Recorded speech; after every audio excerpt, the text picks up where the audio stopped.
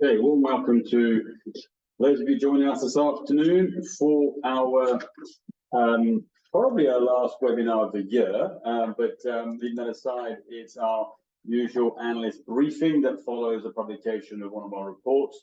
Today's focus is on generative AI in digital health innovation, more specifically a look at the European ecosystem. The fundamental question the report asks is hype or reality, and hopefully we have been able to bring some reality to a topic that occupies a lot of media headlines and copy.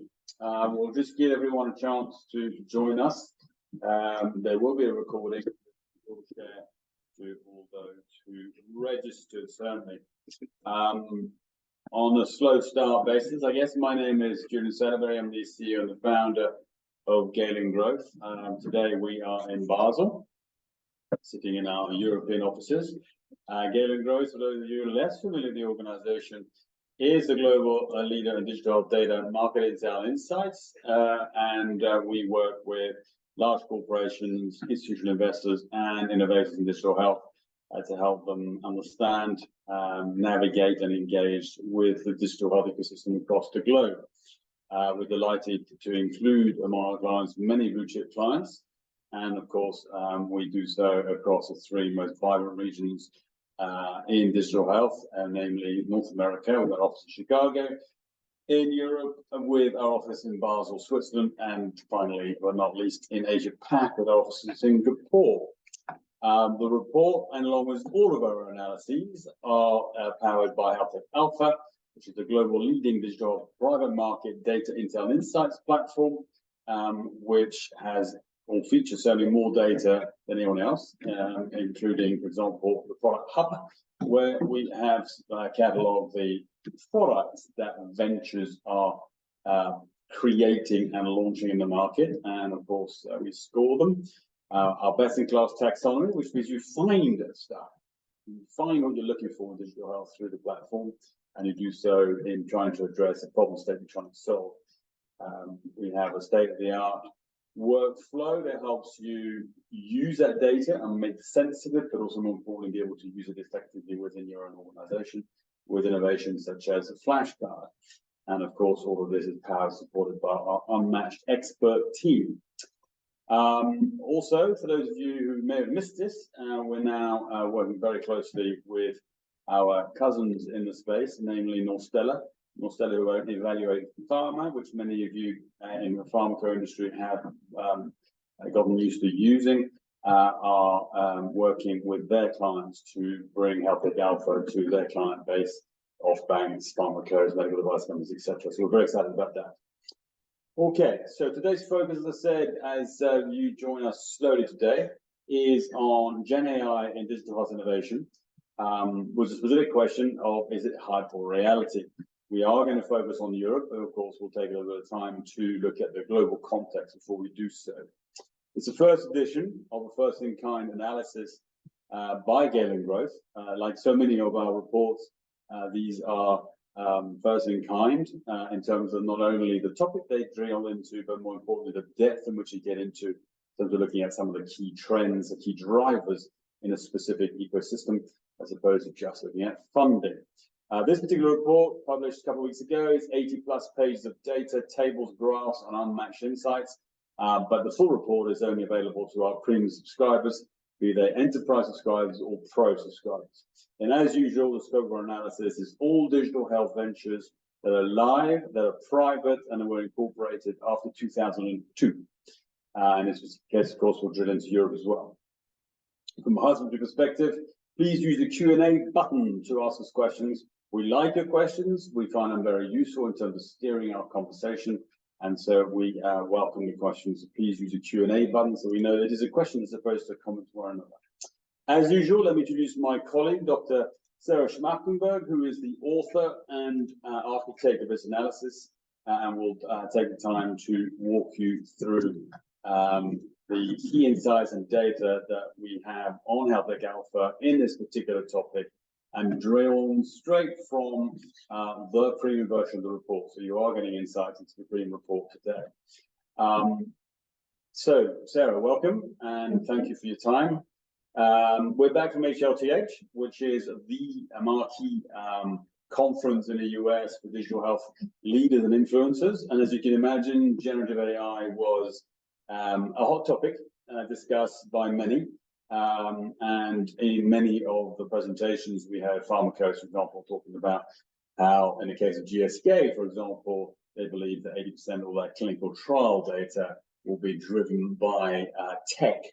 And so, you know, they see a strong role for generative AI in that part. But of course, as you can imagine, the conversation was very much around where are the pain points in these various verticals, pharma, health systems, MedDev, etc.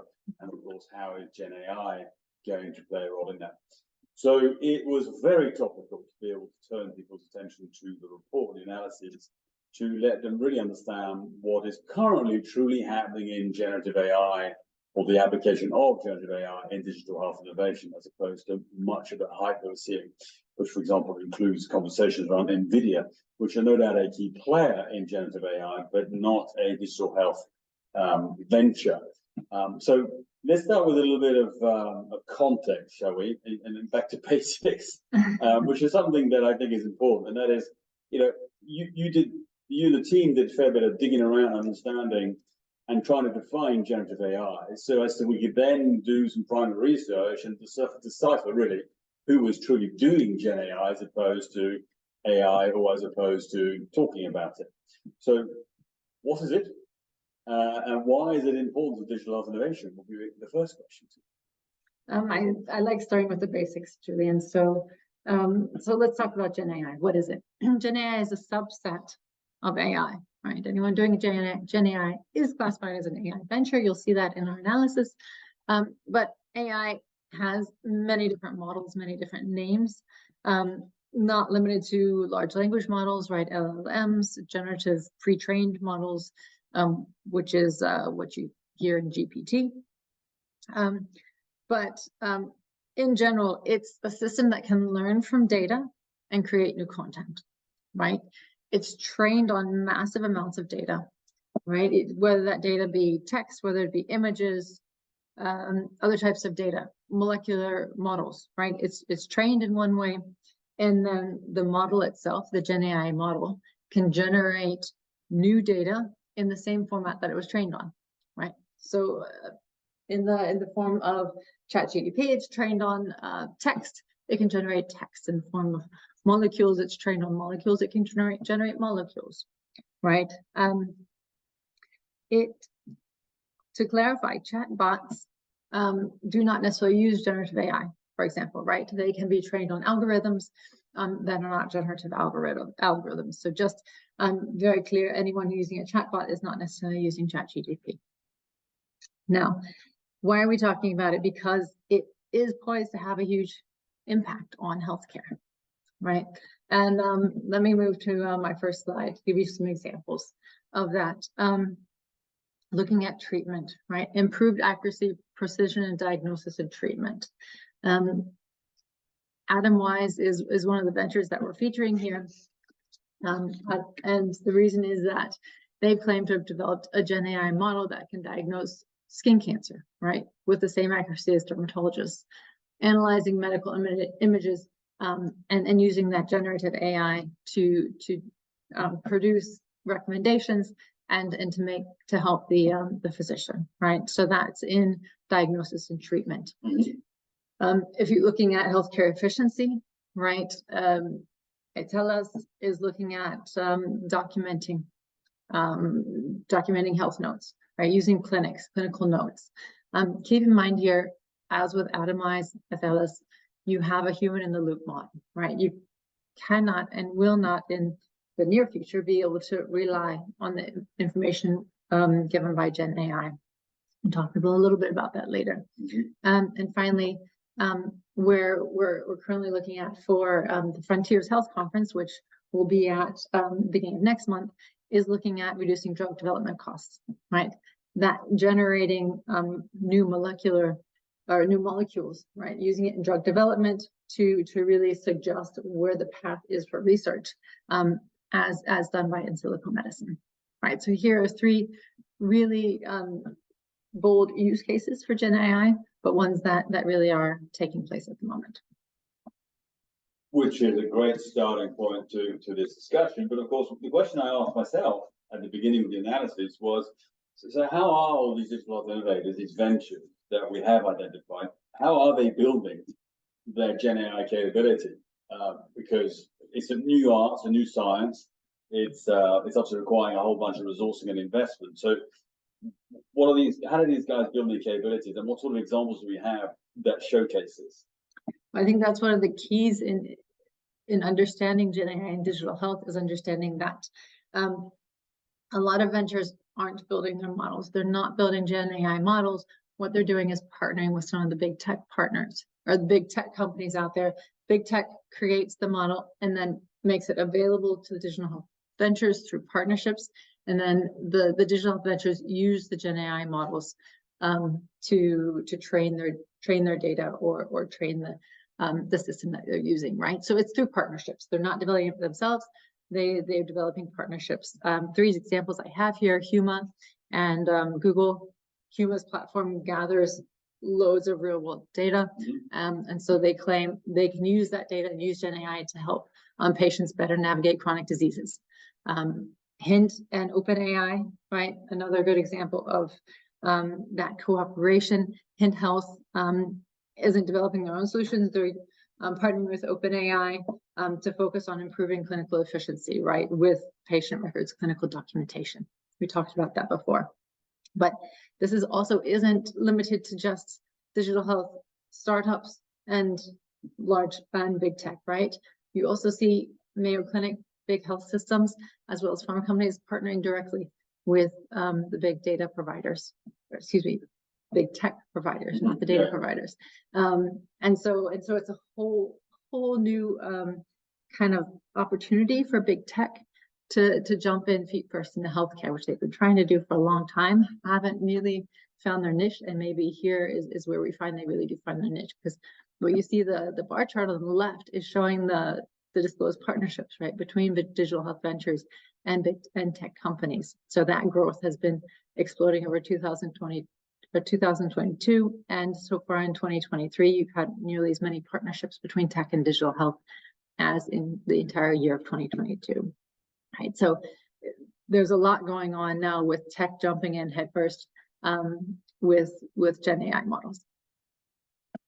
Yeah, I mean, the interesting thing about, or one of the key messages that came out of health in Las Vegas a couple of weeks ago was that this combination of tech capability coming in with digital plus healthcare know-how means we're going to start seeing a new generation of essentially services that are going to make a significant difference to the healthcare value chain, and almost a description of entering a new era of digital health, where the quantum of change in healthcare is going to be significantly larger with this type of technology, as opposed to what we have seen to date in the last 10 years. Listen, I'm not saying I agree with that point of view. I'm merely saying that was some of the comments, headlines, and inferences that were coming out of health in Las Vegas fairly recently. So we looked at how the cave has been built, and of course some various examples. The chart on the left, of course, gives us a sense of the sheer number of partnerships that have been built, and therefore just how prolific this space is, particularly if you look at it over the last 2 years. And if you take that in the context of the headwinds that the ecosystem has been facing in the last couple of years, which is in itself interesting when you think about, for example, the level of funding stress that exists in the system at the moment, with venture capital deals certainly drying up. Great. So these guys are combining; they're building new solutions, and we'll come back to where some of these solutions are appropriate. But what are some of the risks? Because data implies ownership, implies regulation, and we are really in a space that is so very new that, of course, you're placing bets in an environment where you don't really know what the landscape could look like. So what are some of the risks we're seeing? Not that we're experts in this space, but how do we see it? Well, there are significant risks that have to be taken care of in Gen AI. But first I want to talk on something you mentioned is as to the growth of partnerships, because we do understand that there's a difference in the big tech companies. A lot of them are in the US. There's of course a lot of activity in Europe as well, and in Asia. I do have here, Julian, a split between the partnerships going on, right? Not just in tech, but across the entire ecosystem. And I'm looking at the right-hand side. I have Gen AI split out. All of Gen AI includes Gen AI, but then Gen AI split out specifically. And what you see is very similar distribution in that, yeah, we know most or more than a third of the digital health ecosystem sits in ventures that were founded in North America, and therefore 66-65% of the partnerships have been developed in North America. But APAC and Europe is taking nearly the same share of partnerships as APAC here when you're talking specifically about Gen AI, right? Those partnerships are still relatively small, but you're talking about Europe very much keeping up with APAC as far as partnerships. The total partnerships to the ecosystem is steadily increasing, right? I showed you before specifically the tech partnerships. Now this is the entire ecosystem. If you look at the share of AI and Gen AI, it's hanging out between 50 and 60% of all partnerships, right? And those are partnerships then with ventures that are using Gen AI or AI. So like you said, Julian, there's a lot going on, and some of the risks that have to be kept in mind when jumping into partnerships or when considering developing partnerships or just getting into the area in general.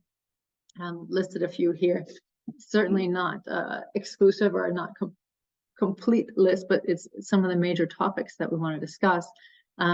The data availability and quality, right? I think most of you are probably aware, and we're aware as well. The model, the Gen AI model, or any AI model is as good as the data you train it on, right? So if that data has bias in it, if the data is not representative, then you also have a poor quality of results, right? The data ownership, right? Not only do you have data, but who owns the data? And if you have a data partnership, right, what's going to happen if that partnership goes away, right? There have to be clear and mutually beneficial data ownership agreements, right, that respect not only both parties, but as well as the patient, the subjects and the stakeholders. It's a big topic, right, as far as the data ownership. Yeah. Regulatory compliance, we'll jump into that, I think, just a little bit more in depth, right? There's the compliance, the regulatory has not been settled finally, right? It's still in development. The bias in Gen AI models is a well-known issue with Gen AI, just going off on some tangent that isn't related or going off in a direction that's incorrect, or using biased data sets. And finally, the patient privacy and security, right? Those ethical considerations, making sure that the privacy of the patient is respected. So there's a lot still to consider in Gen AI and artificial intelligence in general. So it's a bit of a moving target for those heading in that direction, but there are definitely a lot of bold ventures that are going headfirst and saying let's deal with the issues as they come up, right? And let's manage the risks as needed. So it's a really exciting space, but there are a lot of hurdles still to overcome. Yeah, which in itself brings in a certain level of complexity and risk within this particular dimension of digital health, whether you are a partner, an innovator, or an investor, as well as, of course, a regulator. It's an interesting segue because health in Las Vegas, which will become Health Europe in June of next year, there were two tones when I was there. One was, it was great to see a European delegation there of digital health ambassadors sponsored by the health team, to a number of digital health innovators on the ground with their booths, and three, of course, a number of accelerator stroke government sponsored type booths as well. For example, the UK government was there with its booth, and I still include the UK in Europe, despite the fact it's decided to bail out of the European Union. But leaving that aside, the other tone was that Europe seemed to be, particularly the European Union countries, seemed to be developing a bit of a reputation of regulating versus really putting the power behind their innovators. And there was someone, I in fact made a somewhat tongue-in-cheek comment around, is Europe's chief export regulation? But leaving that aside, let's drill into Europe itself for a minute. What does, is it fair to say that we're not really innovating in Europe in Gen AI, where I should spend more time worried about the impact of society and regulating it? Or in fact, is it a happy medium where we are seeing some innovation, some exciting innovation, and then we need to make sure that we figure out a way of nurturing it? I think the exporter of regulation perhaps could be closer to the reality. In the EU, let's jump to, you'll see in the report, a quick summary, and this is from the Financial Times, talking about the regulation in 4 main regions. The EU has kind of gone for the approach, let's regulate first, and then see if we can, develop the ecosystem within our regulation, which is an interesting tactic. Is it going to restrict or cap innovation? I think we've seen that the EU countries and the innovators within the EU are familiar with this strategy and kind of can work around it. So I don't think it's going to completely kill innovation. Perhaps slow it down until they figure out how to work with the legislation, or the legislation is adjusted to be appropriate. On the flip side, of course, you have the US saying, we'll let you guys self-regulate until we figure out what regulation is needed, right? Which is definitely a more risky approach. But large industry players, they sign voluntary commitments, right, saying they would use the technology responsibly. But it's definitely a wait and see type thing, which is on the flip side of the EU. You talked about the UK. I think OpenAI has already threatened to get out of the UK because of their approach, saying that they were going to put the responsibility in the hands of the models, right? The Gen AI models, which is incredibly risky. That's saying OpenAI, they've developed their model, their Gen AI model. Anyone who uses that model, the result is going to be attributed to OpenAI, right? The writer of the code. So that's an extreme example, and one that is very much worrying to those big tech companies who are writing models and then partnering, right, and letting others use the models. The fourth is, of course, China. China is taking a bit of a approach more like the US, saying let's regulate as little as possible until we figure out how it needs regulation. Right, they definitely will. Regulation will come from China, but that's not happening in the first steps. Right, so that's a broad overview. EU definitely taking a strict approach along with the UK as to how to deal with Gen AI. Okay, so if we, I guess, look at the glass the other way around, I was going to say half full, but let's say looking at innovation in Europe for Gen AI, what does that look like? I mean, it can't. I've always looked at Europe as being that unrealized asset. Lots of innovators generating some really exciting innovation in digital health across Europe. Mm-hmm. It's just an ecosystem that doesn't seem to really support it, back it. So let's look at that. Let's look at the innovators in Gen AI. What does that look like? How exciting is that landscape, that horizon? Okay, so jumping into Europe, let me show you a few facts and figures here. Investors, they seem to be rather ambivalent at the moment to AI and Gen AI. Here we're grouping Gen AI and AI together. Looking at the Europe cluster, right? This is a share of total regional funding. So if we look at funding only in Europe, right, and the investment seems to be steady, if not going down, for AI and Gen AI ventures. So a bit of a different trend, right? North America is slightly going up. APAC is also somewhat ambivalent. Middle East definitely ramping up. Middle East really is where we see really a large share of ventures using AI in their technology. So Europe, not such a rosy picture there if you're in this particular area. But still, it's the funding isn't bottoming out, right? It's still there. It's just remaining relatively constant. Looking at, but understanding, okay, who are the players, right? Where are they working? Right now, the focus is in patient solutions and medical diagnostics for AI in Europe, right? This is what ventures are doing.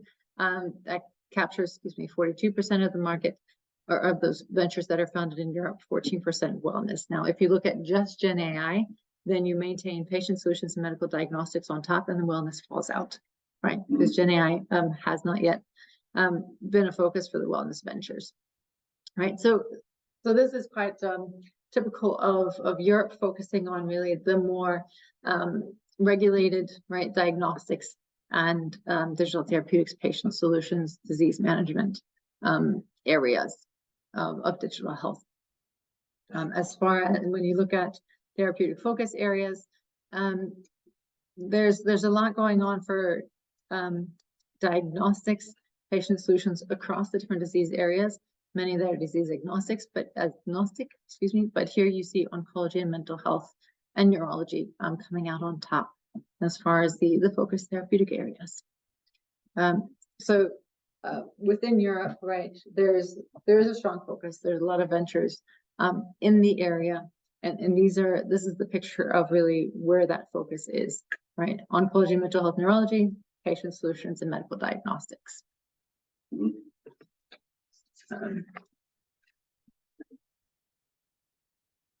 So we looked at funding.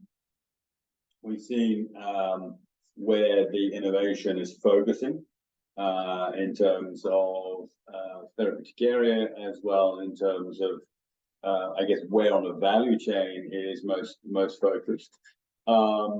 Any specific European examples we want to look at, or should we look at it through the lens of the application of that? So let's do that.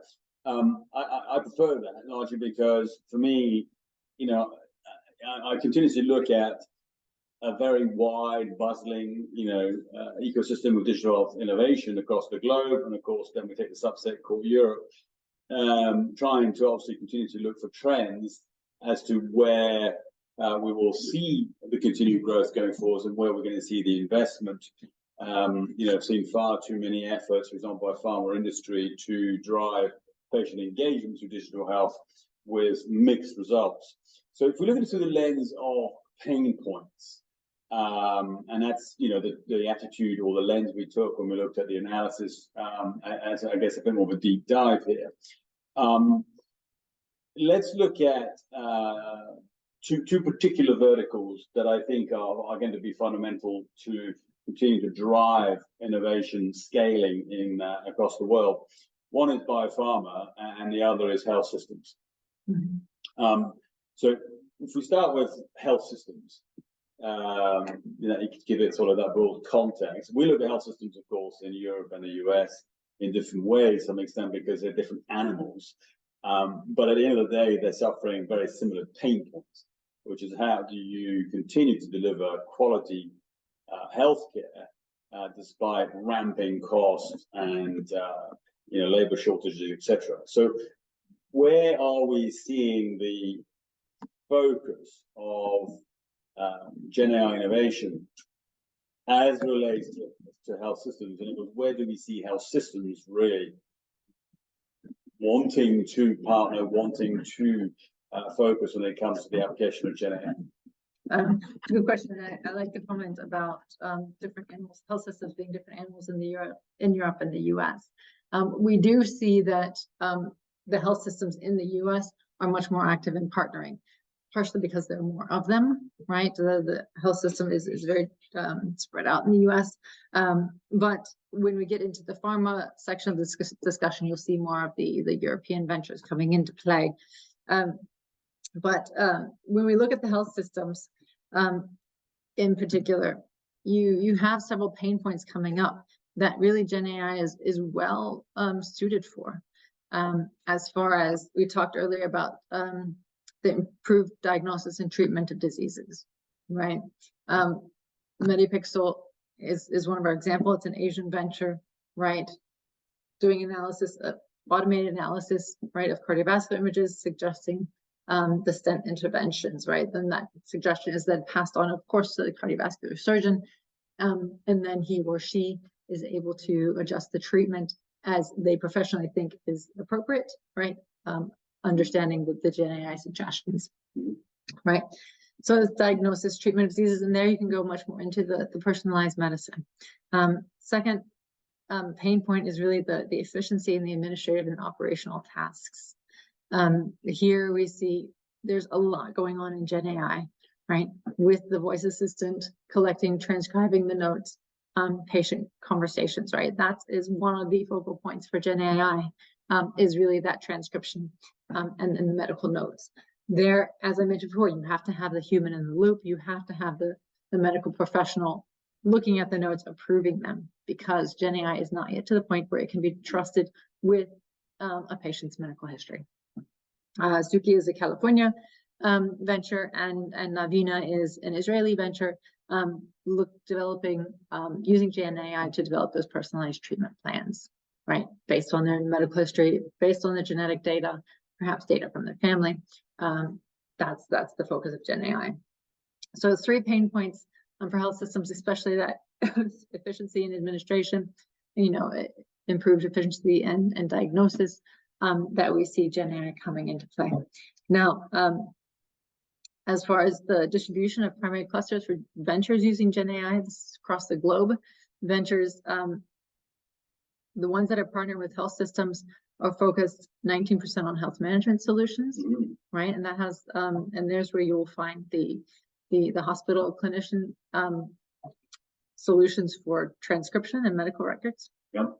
19% is in telemedicine, so helping to generate the suggestion on actually going to telemedicine as far as understanding the patient, the teleconsultation, and then suggesting the transcription, but then also the next steps to the medical professionals.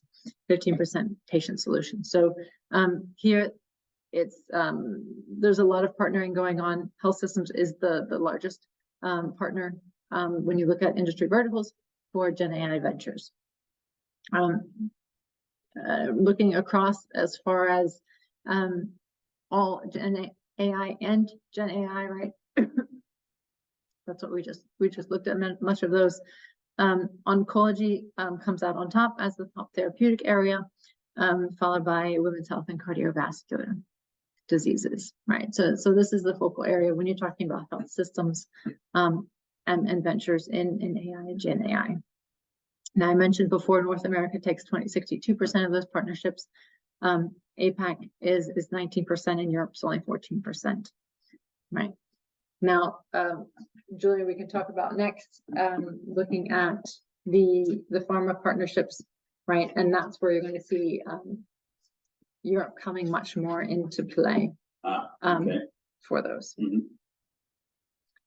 Shall we jump in? Yeah, it's a good way to segue, and one that, as you know, occupies a lot of my interest and view of my background. And I'm a strong believer that that's where the lion's share of focus and investment is going to go in biopharma around areas such as drug discovery. But I'll leave you to bring some light to this. Exactly, and we know that biopharma companies are really suffering as far as patent cliffs, right, and the efficiency of drug discovery, and that's really where Gen AI is going headfirst into those transcription services for healthcare professionals, but also into drug discovery, right? It's a bit of a lower risk, right? Because you don't directly interact with the patients. It's suggesting molecules. BioRelate is a UK venture, right? They have a solution using NLP to extract data and build relationships from biomedical sources, right? Publications in journals, and then it extracts that data and can suggest, mix it with the input it gets as far as molecules and suggest potential new molecules. incredibly powerful system when you're talking about drug discovery, right? Second, improve drug safety, right? Nova Discovery is a French venture, and they're doing in silico clinical trials. But in order to run those clinical trials, you have to have a patient population, right? So using generative AI to generate that potential patient population, right? Of course, this is all in silico. They are theoretical patients, but you have to have a population in order to run the statistical Monte Carlo methods of for new molecules, right, and new drugs. Finally, personalized medicine, right? Kind of the gold star of, or the gold target, you could say, of pharma and biotech, using data about patients' and individual genetics, right, their medical history, lifestyle, in order to come up with that personalized treatment plan. Tempus is doing a lot with the clinical trials, right, identifying target populations that could be most receptive to drug candidates, and suggesting those as the first round of clinical trials. So Tempus is a US venture, but you have two other European ventures there that are great examples of how Gen AI can significantly impact biopharma. You see that the distribution of primary clusters partnering with biopharmas, somewhat similar, but different to health systems, right? With research solutions capturing 28%, nearly 30% of the partnerships. So the focus here is on research with the biopharma, after that clinical trials and health management solutions, including predictive analytics, right? So if you look at, we're going to jump back out of only Gen AI, because that only focuses on Gen AI, looking at all of AI. Oncology is again on top, with, of course, the genetics factor playing into that, followed by cardiovascular neurology. So really you see the same top three therapeutic areas for health systems and for pharma companies, right? Europe takes 23% share for the venture distribution of ventures who are partnering with health systems and using AI and Gen AI. So they're moving ahead of Asia Pacific and North America, then only 51%, whereas they were in 60+% for health systems. Middle East here is taking a smaller share, but again, Middle East is very strong when it comes to, especially the Israeli ventures, when it comes to artificial intelligence in digital health. So does that give you a picture of Gen AI and artificial intelligence in digital health? Yeah, I mean, I think the headlines are clear, that it is a promising area of innovation for the digital health ecosystem. There are many applications. We can start seeing a pattern of where the focus is, depending on which vertical you're looking at, be it a health system or insurer or pharmaco, etc. We're seeing some of the more pioneering industries starting to step into this space. Some of the headlines are fairly key. Health systems in the US certainly building twice as many partnerships with Gen AI type ventures, or Gen AI cable ventures with products in the system, all available in the market, and of course biopharma doubling down as well. We will continue to track this space very carefully going forwards. In Health Tech Alpha, of course, they're all tagged, and we will continue to tag these ventures as we learn more about them, or as we learn about those new ones coming in with a generative AI type capability.